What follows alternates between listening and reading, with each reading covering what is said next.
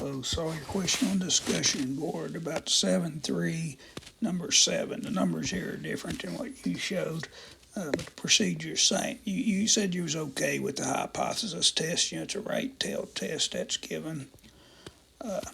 Use technology and a t-test to test the claim about the population mean mu with the given info.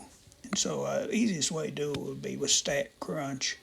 You go into, click on stats, then you click on stats, then you click on t-stats, one sample summary with one sample t with summary. So you just put the info in.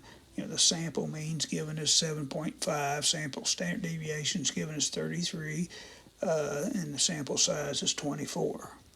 It's a right-tailed test, so you got to put a greater than symbol, and then put 72. Then you come down here and click compute, which is off the screen, and it'll give you the standardized test statistic, and it'll give you a p-value for this part.